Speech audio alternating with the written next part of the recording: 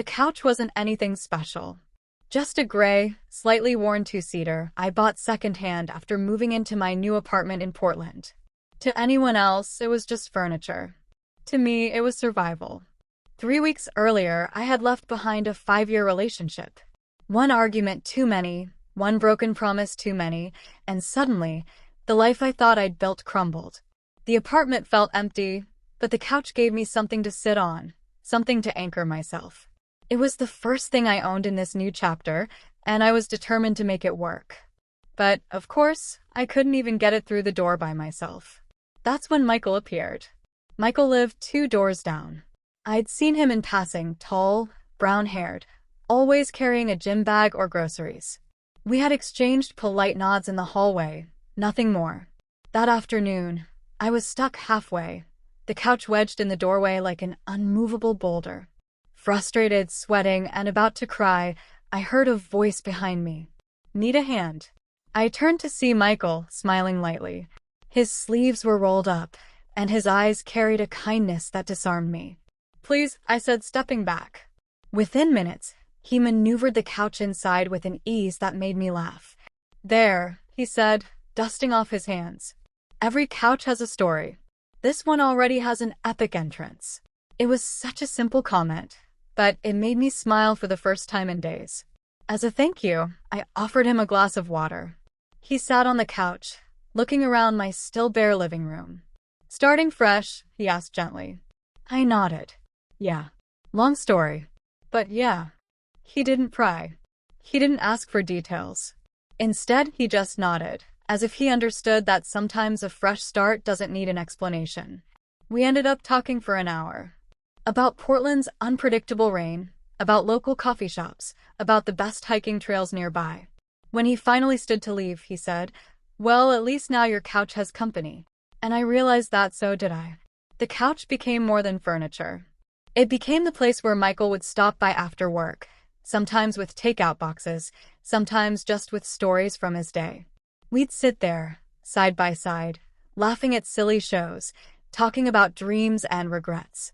I learned he was 32, a software engineer who'd moved from Seattle after his own relationship had ended. He loved hiking, hated olives, and secretly wanted to write a novel one day. He learned I was 30, working in nonprofit communications, passionate about painting but too scared to call myself an artist. Some evenings, the silence between us was comfortable.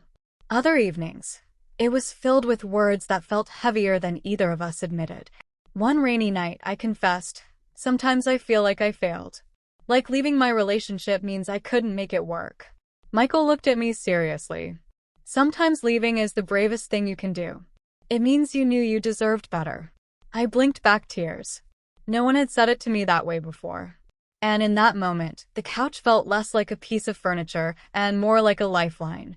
It happened subtly. A brush of his hand when passing me the remote. The way his laughter filled the room and made mine follow. The way his presence turned loneliness into warmth. One evening, as we shared pizza, I caught myself thinking, he's everything I didn't know I needed. But I stayed quiet. I couldn't risk ruining the fragile, beautiful friendship we had built. A few weeks later, my ex showed up at my building, asking for another chance. My chest tightened with old memories, old wounds. Michael happened to be coming home at the same time. He didn't intervene, didn't speak for me. He just stood nearby, steady, like an anchor reminding me I wasn't alone. "I've moved on," I told my ex firmly. My voice trembled, but the words felt like freedom. When I went inside, Michael simply said, "Proud of you." And I realized then he wasn't saving me. He was reminding me I could save myself. Weeks turned into months. The couch now carried countless memories, spilled coffee, shared laughter, quiet support during tears, even late-night talks about dreams neither of us had admitted to anyone else. One evening, as we sat in silence watching the rain streak down the window, I turned to him. "Michael," I said softly, "do you ever think about more than this?" He didn't answer right away. Instead, he looked at me with eyes that seemed to hold both fear and hope. "Every day," he finally whispered. And just like that, the line between friendship and something deeper blurred. We didn't rush. We didn't leap into romance recklessly. Instead, We let it grow, slowly, naturally. Our first date wasn't at a fancy restaurant. It was right there on the couch, eating takeout, laughing at how unglamorous it was. But it felt perfect, because it wasn't about the couch anymore. It was about what it represented: beginnings, resilience, trust. And with every shared smile, every hand that lingered a little longer, I realized I had found something real. Looking back now, I see how it all started. Not with a grand gesture, not with a sweeping romance, but with a couch stuck in a doorway and a neighbor willing to help. The couch was just the beginning. What came after was laughter, healing, trust, and love that grew quietly but powerfully. Michael didn't just become my neighbor, or my friend, or even my partner. He became everything I never knew I needed.